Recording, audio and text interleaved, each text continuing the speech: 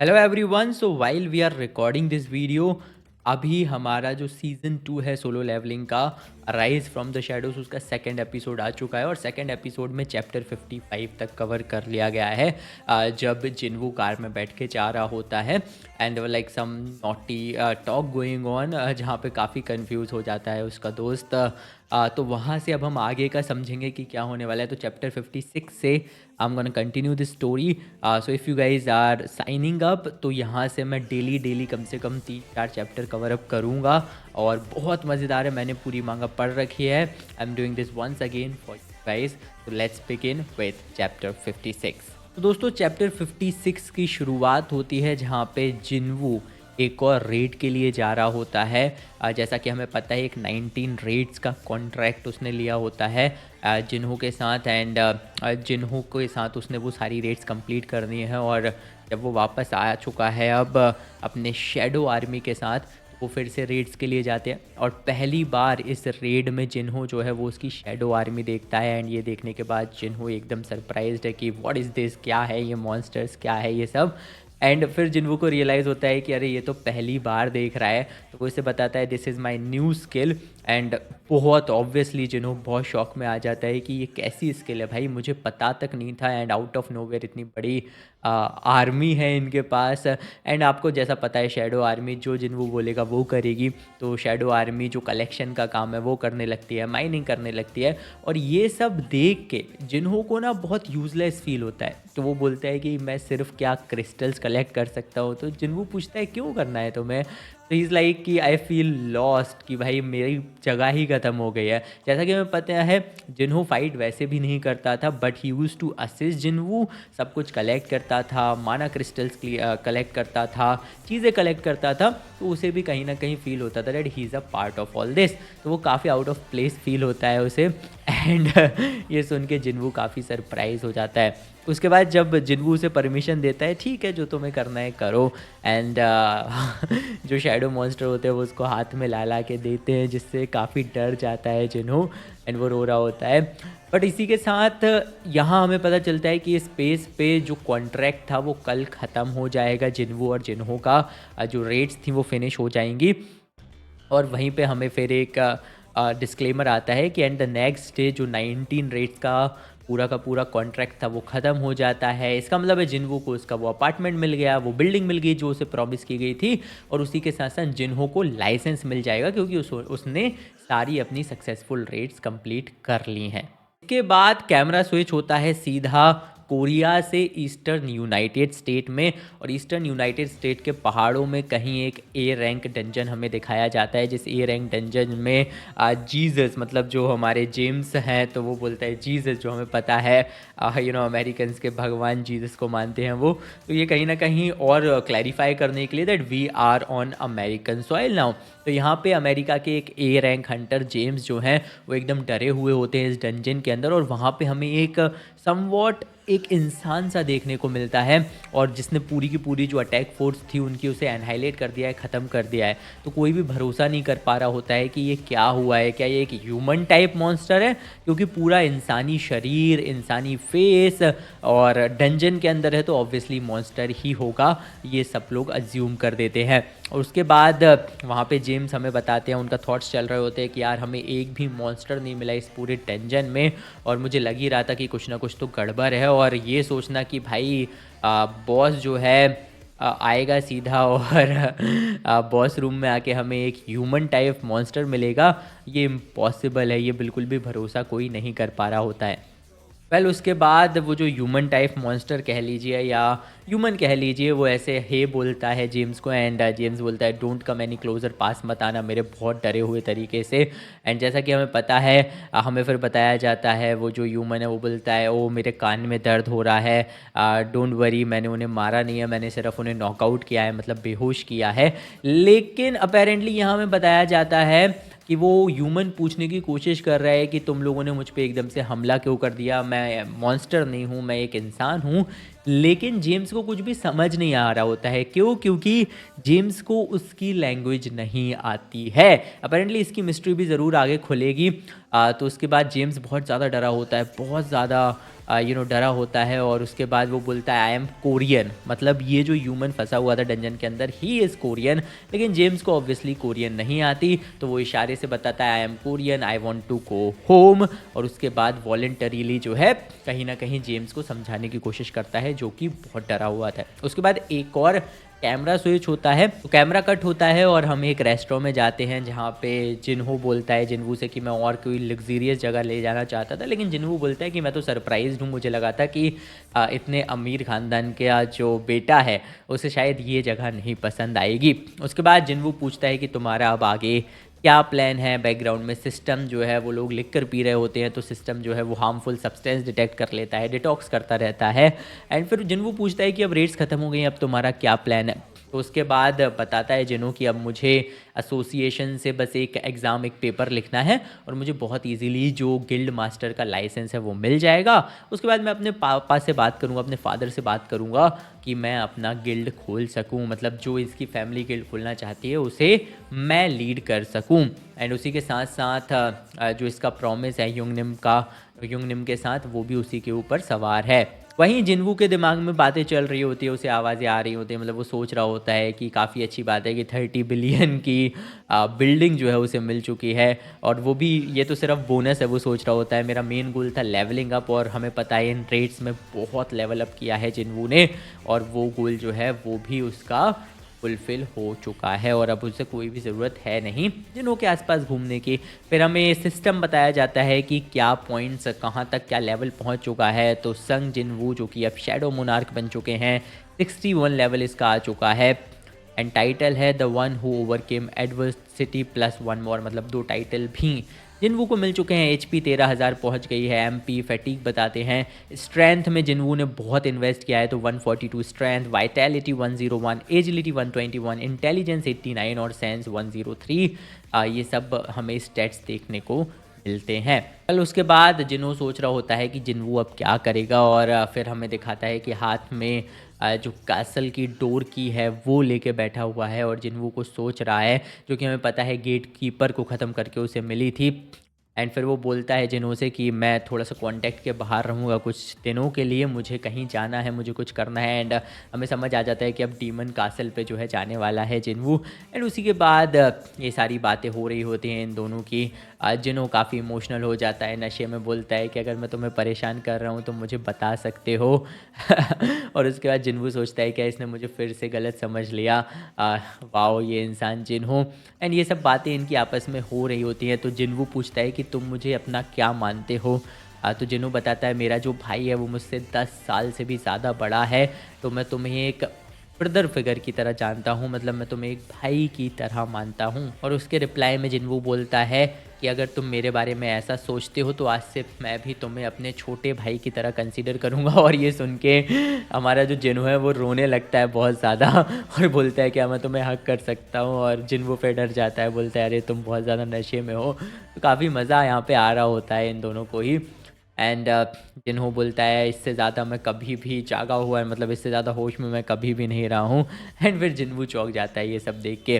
But उसी के साथ बैक पर यही सब जब चल रहा होता है तो टीवी में एक इंटरव्यू आता है जहाँ पे जिन्वू की नज़र जाती है, वहाँ बात चल रही होती है मेजर एक्सीडेंट एक हुआ है नए रिक्रूट को ट्रेन करते हुए। तो ये एक इंटरव्यू चल रहा होता है जहाँ पे मीडिया सवाल पूछ रही होती है कि क्या हुआ, क्या सिर्फ सारे हाई रैंक हंटर जो है वो मारे गए और सिर्फ लो रैंक सरवाइव किए हैं। वहीं पे जैसे तैसे करके वाइट टाइगर गिल्ड का जो मेन व्यक्ति है, मतलब जो लीडर है, वो जैसे तैसे उन्हें घुमा रहा होता है ताकि कोई भी बातें उसे ना बतानी पड़े। लेकिन उसी के साथ जिन्वू ये सारी चीज़ सुनता है और जिन्वू समझ जाता है अच्छा ये सारी तो मेरे बारे में बात हो रही है। एंड ऑब्वियसली मीडिया जो सर्वाइवर्स है उनसे इंटरव्यू करना चाहता है लेकिन उन्हें करने नहीं दिया जा रहा है। तो जिन्वू बोलता है ओके ये सारे जो मेरे बारे में बात हो रही है। एंड जैसे तैसे फिर वो जो इंटरव्यू है वो ख़त्म हो जाता है। उसके बाद कैमरा कट होता है और हम सीधा पहुंचते हैं वाइट टाइगर गिल्ड के लीडर की तरफ, कैप्टन की तरफ। एंड वहाँ पे वो बैठा होता है, डैम दीस रिपोर्टर्स ये कैसे सूंघ लेते हैं कि कुछ ना कुछ इनसे छुपाया जा रहा है। तभी उसको एक कॉल आता है एंड कॉल पे बोला जाता है कि मास्टर हंटर मिन बेयोंग क्यू जो है उसे कॉल कर रहे हैं। तो वो कनेक्ट करता है एंड वहाँ पे फिर वो दोनों एक कॉल पे हमें कलेक्ट करते हुए नज़र आते हैं। सामने से बोलते हैं कि बेक ह्यूंग तुमने अपना कॉल क्यों बंद कर लिया था, फ़ोन क्यों बंद कर लिया था। तो उसका रिप्लाई बेक्योंग करता है कि मैं अभी रिपोर्टर से कुछ टाइम के लिए छुपने का सोच रहा हूँ बिकॉज़ ये मुझे बहुत परेशान कर रहे हैं। एंड सामने से जो कॉल पे पर्सन होते हैं वो पूछते हैं कि अच्छा वो रेड गेट वाला इंसिडेंट मैंने सुना, वो तो आज जापान तक भी न्यूज़ पहुंच चुकी है। तो यहाँ पे बेक्यूंग पूछता है अच्छा तुम जापान में हो। एंड सामने से बोलता है ह्यूंग तुम स्क्रीन पे बहुत बढ़िया लग रहे थे। तो ह्यूंग बोलता है यार डोंट मैच विथ मी, मैं अभी जोक्स के मूड में बिल्कुल भी नहीं हूँ। फिर सामने से बोला जाता है हंटर्स गिल्ड के जो कैप्टन है वो बोलते हैं कि इतना ज़्यादा सोचो मत इस सब के बारे में, ये थोड़े दिन में जो न्यूज़ है वो शांत हो जाएगी, लेकिन इससे भी बड़ी न्यूज़ मेरे पास है। बोलता है इससे भी बड़ी न्यूज़, क्या न्यूज़? मुझे तो लगा था तुम जापान में हो। तो वो बोलता है जापान ने सीक्रेटली कोरियन हंटर एसोसिएशन को 1 वीक पहले कॉल किया था। एंड जब मैंने खुद से चेक किया, ये जितना मैंने सोचा था उससे भी ज़्यादा सीरियस चीज़ है। ये चीज़ कोरिया में एक तरफा पूरी तरीके से कुछ दिन में फैल जाएगी। एंड फिर यहाँ पे हेगब्योंग बहुत कंफ्यूज हो जाता है, अच्छा जापान ने कोरियन हंटर्स एसोसिएशन को कॉल किया था, क्यों किया था, वो क्या चाह रहे थे, क्या पूछ रहे थे? और फिर सामने से बोला जाता है कि उन्होंने रिक्वेस्ट की है एक और कंसल्टेशन की सारे हंटर्स के साथ जिनका भी जेजू आइलैंड रेड में एक्सपीरियंस रहा है। और जेजू आइलैंड का नाम सुन के एकदम से ये बहुत ज़्यादा घबरा जाता है या कहीं शॉक हो जाता है। और आपने अगर एनीमे देखी है तो आपको पता होगा जेजू आइलैंड का नाम बार बार आता है। एंड जेजू आइलैंड का जो आर्क है वो अब आने वाला है, तो बहुत एक्साइटिंग होगा। तो उसके बाद ये पूछता है मुझे डिटेल में बताओ क्या बात है। तो उसके बाद हमें फिर से एक रीकैप किया जाता है कि S rank gate Jeju island पे 4 साल पहले ओपन हुआ था। 3 ऑपरेशन गवर्नमेंट की तरफ से, वर्ल्ड गवर्नमेंट की तरफ से जेजू आइलैंड पे किए गए, लेकिन हर बार वो सारे के सारे जो ऑपरेशंस थे वो फेल हो गए। और 4 साल के बाद भी जो बड़ी बड़ी एंड्स होती हैं, चींटियाँ होती हैं, उनसे भरा हुआ है जेजू आइलैंड। एंड उसी की वजह से ह्यूंग और इनको दोनों को नियर डेथ एक्सपीरियंस का भी सामना करना पड़ा था। एक नाइटमेयर से कम नहीं था जितने भी हंटर्स गए थे उनके लिए। और अब एक न्यूज़ आई है, तो यहाँ पे कॉल पे बोला जाता है कि I think there has been a mutation, मतलब वो जो आंट्स हैं वो इवॉल्व हो रही हैं। तो ये सुन के ये घबरा जाता है, बोलता है म्यूटेशन क्या, किस तरह का म्यूटेशन? वो तो सब फंसे हुए हैं ना उस आइलैंड पे, ये सब हमें मैटर नहीं करना चाहिए क्योंकि अब वो उस आइलैंड से बाहर नहीं आ सकते। तो सामने कॉल पे बोलता है वेल एक अलग चीज़ हुई एंड दैट इज़ कि आप वो आइलैंड छोड़ सकते हैं क्योंकि वो आंट्स अब उड़ सकती हैं, वो ओशन के ऊपर से उड़ के आ सकती हैं हमारे तलों पे। और यहीं पे बताता है कि एक एंट मिली है जापान के कोस्ट पे जो कि उड़ के पार करने की कोशिश कर रही थी ओशन, और ऑब्वियसली वो मरी हुई मिली है। तो ये सुन के एकदम डर जाते हैं सभी, और इवन हमारे जो वाइट टाइगर गिल्ड के मास्टर हैं, जिन्हें बहुत पावरफुल एस रैंक हंटर बताया है, वो भी बहुत ज़्यादा डर जाते हैं। और चैप्टर 56 यहीं कंक्लूड होता है। फिर हम आते हैं चैप्टर 57 पे, और चैप्टर 57 की शुरुआत होती है जिनवू के अपार्टमेंट के साथ, जहाँ पे जिनवू की बहन उससे सीधा पूछती है कि आजकल तुम उतना बाहर नहीं जाते हो और एकदम से तुम एक ट्रिप पे जा रहे हो। तो हमें बताते हैं कि जिनवू उससे बोल रहा है कि मैं 1 वीक के लिए एक ट्रिप पे रहूँगा। एंड फिर उनकी बहन पूछती है कि तुम किसके साथ ट्रिप पे जा रहे हो, क्या मेरे भाई के पास कोई स्पेशल इंसान है, कोई गर्लफ्रेंड है? तो जिनवू बोलता है विथ माई फ्रेंड काफ़ी कंफ्यूज स्टेज में, और वो निकल जाता है। उसके बाद सीधा कैमरा स्विच होता है और सीधा हमें जिनवू दिखता है जो कि अब जाने वाला है डीमन कासल के लिए। और वहाँ पे हमें बताता है कि जब उसने कैरबीरोस को ख़त्म किया था, मतलब डिफ़ीट किया था, तो वो उससे 20 लेवल ऊपर था। लेकिन अब जब इतना ज़्यादा लेवल अप कर चुका है जिनवू तब से 3 गुना हायर लेवल पे आ चुका है। तो अब कोई भी स्ट्रगल उसको नहीं होना चाहिए। और उसके बाद वो एंटर कर जाता है, की का इस्तेमाल करता है और डीमन कासल के अंदर चला जाता है। और उसे एक क्वेस्ट भी मिलता है। वो देखता है क्या है ये, क्योंकि उसे कोई मॉन्स्टर हॉलवे में जैसे ही वो एंटर करता है, कोई मॉन्स्टर वो नहीं समझ पाता है, कोई एनर्जी उसे नहीं मिल रही होती है। तो उसके सामने एक क्वेस्ट की लिस्ट आ जाती है जहाँ पे डीमन सोल्स कलेक्ट करने का क्वेस्ट उसको मिलता है। और फिर उसमें पूरा का पूरा ब्रीफ दिया जाता है कि डीमन कासल डीमन से भरा हुआ है, आपको उन्हें हंट डाउन करना है, उसकी सोल्स कलेक्ट करना है। क्वेस्ट है कि 10,000 डीमन सोल्स आपको कलेक्ट करना है, आपको 3 रिवॉर्ड मिलेंगे, एक कोई भी आइटम आप चूज़ कर सकते हो, बोनस स्टैट्स मिलेंगे +20, आप जहाँ चाहो ऐड कर सकते हो, जिस भी स्टैट में, इंटेलिजेंस में, एजिलिटी में, अपनी स्ट्रेंथ में, कहीं भी, और एक हिडन रिवॉर्ड आपको मिलेगा। तो जिनवू बोलता है काफ़ी समय हो चुका है जब मुझे लास्ट कोई क्वेस्ट मिला था और रिवॉर्ड्स काफ़ी अच्छे लग रहे हैं। तो मे बी कुछ बोनस स्टैट्स भी मिल जाएंगे और मैं आइटम भी ले सकता हूँ स्टोर से कोई भी, तो ये काफ़ी अच्छा लग रहा है। एंड फिर उसने सोचता है कि यार शॉप पे 10 बिलियन से भी ज़्यादा के आइटम्स हैं, तो मैं उनमें से कोई भी सिलेक्ट कर सकता हूँ, ये कितनी अच्छी बात है। फिर जिन्वू जैसे जैसे अंदर जाता है वो सोचता है रिवॉर्ड्स काफ़ी अच्छे हैं, लेकिन ऑब्वियसली डिफ़िकल्टी भी उतनी ही हाई होगी और मुझे अभी तो कोई मॉन्स्टर मिल भी नहीं रहे हैं। फिर वो एकदम से कुछ देखता है और शॉक हो जाता है और वो देखता है अरे एक फील्ड टाइप का डंजन है, ये तो मैंने बिल्कुल भी एक्सपेक्ट नहीं किया था कि एक फील्ड टाइप डंजन मुझे मिलेगा।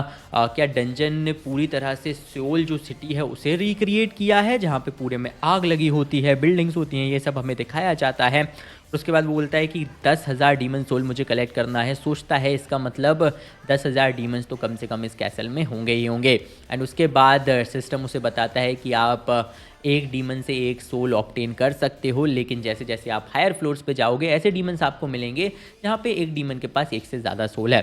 तो उसके बाद जिन्वू बोलता है कि मैंने ट्रिप पे जा रहा हूँ ऐसा एक्सक्यूज़ दिया है, लेकिन ऐसा लग रहा है कि 1 वीक से कहीं ज़्यादा लग जाएगा इसे क्लियर करने में। वो अपना बैकपैक उतारता है और वार्म अप करके हो जाता है शुरू।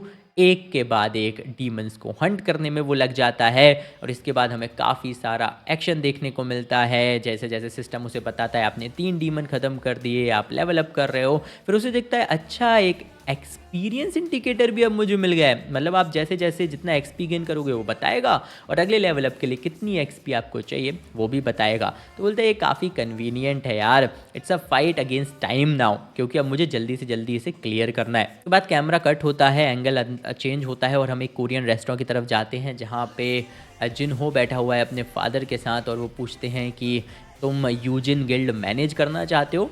तो जिन्हो बोलता है हाँ मैं मैनेज करना चाहता हूँ। तो वो उसको अपना गिल्ड मास्टर लाइसेंस बताता है। एंड फिर ऑब्वियसली सोच रहा होता है जिन्हो कि मेरे पापा ज़रूर सोच रहे होंगे कि मेरे और मेरे भाई में से किसको दिया जाए ये काम। एंड फिर जिन्हो बोलता है कि पापा मुझे पता है कि ये एक बहुत बड़ा रिस्क है कि किसी भी बाहर वाले को बुला के गिल्ड मास्टर बनाना हमारे गिल्ड का। तो उसका पापा उसे बोलता है स्टॉप, रुको तुम, यहाँ कोई है जिससे मैं तुम्हें मिलाना चाहता हूँ। और वो फिर बुलाता है और जैसे ही वो बुलाता है तो एक इंसान आता है जिसका नाम है हंटर गो म्योंग युआन। एंटर करते ही वो हेलो बोलता है सबको। एंड फिर यहाँ पे हमें बताया जाता है ये एक सर्वाइवर है रेड गेट इंसिडेंट से। आपको याद होगा रेड गेट इंसिडेंट जो कि एनिमे में अभी अभी सीजन 2 एपिसोड 2 में ही ख़त्म हुआ है। तो वहाँ पे ऑब्वियसली जिन्वू ने इसे बताया था। तो इनका पापा बोलता है प्लीज़ सिट एंड जिन्वू बोलता है red gate why is a survivor hiding from the media here, मतलब जो सर्वाइवर मीडिया से छुप रहा है वो यहाँ क्यों है। फिर उसका पापा बोलता है कि मेरे बेटे को बताओ कि उस दिन क्या हुआ था। एंड फिर वो सर्वाइवर बताता है कि एक हाई स्कूल स्टूडेंट थी जो फीमेल थी और उनके साथ मास्टर संग जिन्वू थे, वो हमारे साथ आए थे। ये सुन के एकदम शॉक हो जाता है जिन्वू, क्योंकि उसे नहीं पता होता है रेड गेट में जिन्वू का भी इन्वॉल्वमेंट था। एंड फिर वो सोचता है अच्छा वहाँ था जिन्वू। एंड फिर वो सामने हंटर बताता है कि वो जो फीमेल हंटर है उसका नाम था सोंगी। और ये सुन के एक छोटा सा ट्विस्ट दिया जाता है। जैसा आपको पता है एपिसोड 2 की एंड में ऐसा लग रहा था कि इनका रिलेशनशिप चल रहा है, तो जिन्होंने बोला भी था कि शी इज़ अंडर एज, तो थोड़ा रिलीफ फील करता है। अच्छा तो मास्टर जिन्वू और वो दोनों एक रेड के लिए गए थे। मैं सोच ही रहा था कि ये दोनों इतने सडनली इतने क्लोज कैसे आ गए। एंड फिर एकदम से बात हुई। हाँ तो फिर वो बताता है कि यार हम बहुत पहले परेशान थे, हम फ्रस्ट्रेटेड थे कि 2 ई रैंक हंटर्स को हमारे साथ क्यों बैठा जाता है। जब ये सारी बात हो रही है जिन्हों सोच रहा है कि ये ऑब्वियस है, सुन के ही मैं ही अकेला हूँ जो सबसे ज़्यादा जिन्वू की जो एबिलिटीज़ हैं उन्हें समझता है। एंड अब मैं अकेला नहीं हूँ जिसे उनके सीक्रेट के बारे में पता है। मेरे पापा के साथ जो नेगोशिएशन है अब बहुत मुश्किल होगा। बट देन अगेन फिर हमें हंटर की बात बताई जाती है कि सब मुझे बोल रहे हैं कि जिन्वू की जो एग्जिस्टेंस है तो उनका जो सीक्रेट है वो तुम रिवील नहीं कर सकते हो। मेरे लिए बहुत मुश्किल था कि वाइट टाइगर गिल्ड क्या सोच रहा है ये समझना, और वो थोड़ा कंफर्टेबल होने लगता है।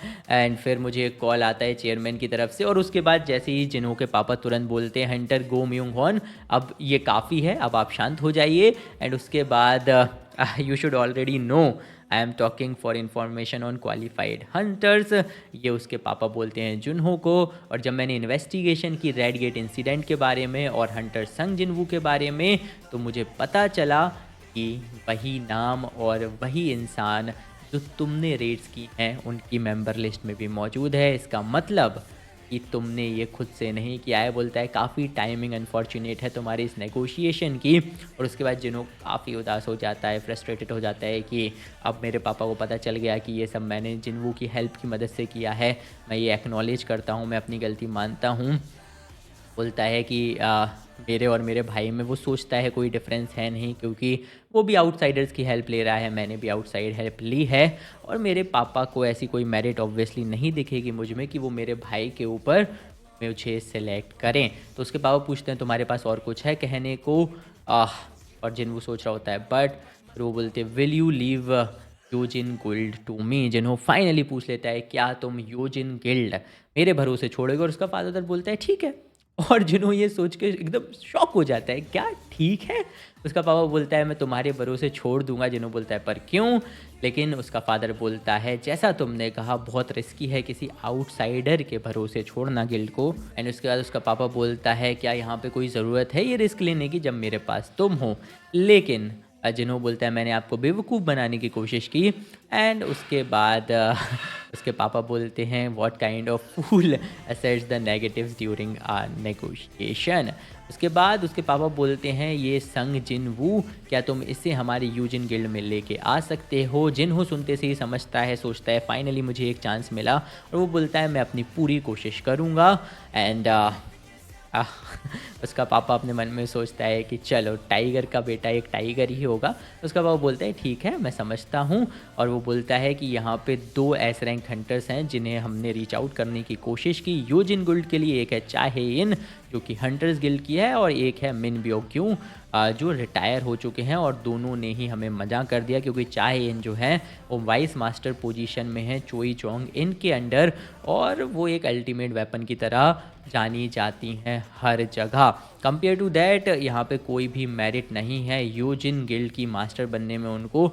और फाइनेंशियल बैकिंग ज़रूर है, उन्होंने ये कंडीशन ज़रूर रखी, लेकिन उसके बाद भी वो नहीं मानी। वहीं ब्योक्युंग है जो है उनके पास एक हेल्दी बॉडी है और वो अभी भी हंटर हो सकते हैं, लेकिन उन्होंने रिटायरमेंट लेने की कोशिश की जब उनकी जो जेजू आइलैंड रेड है वो 3 बार फेल हो गई। लेकिन उसके बाद वो सोचते हैं कि जो आंट की कॉप है वो भी डिस्कवर की गई है जापान में। वो सोचते हैं कि अगर एक चौथी रेड टीम बनती है तो शायद से मैं उसे मनाने में कामयाब हो जाऊं। लेकिन उसके बाद वो सोचते हैं कि क्या मैं पहले मना पाऊंगा और क्या तुम होगे जो कि जिन्वू को पहले लेके आ पाओगे। And this is going to be fun, काफ़ी मज़ा आएगा जिन्हों। तो एक फादर और बेटे के बीच में अब एक बैटल चल गया है कि कौन पहले एक एस रैंक हंटर को यूजिन के लिए लेके आने वाला है, यूजिन गिल्ड के लिए लेके आने वाला है। उसके बाद कैमरा स्विच होता है और हम सीधा जाते हैं जिन्वू के पॉइंट ऑफ व्यू पे। और जिन्वू सोच रहा होता है, बोलता है कि अभी भी मुझे बहुत लंबा कवर करना है। एक और लो ग्रेड डीमन को वो ख़त्म कर देता है, 100 एक्सपीरियंस उसे मिल जाता है। हमें बताया जाता है कि 309 सोल्स उसने कलेक्ट कर ली हैं 10,000 में से।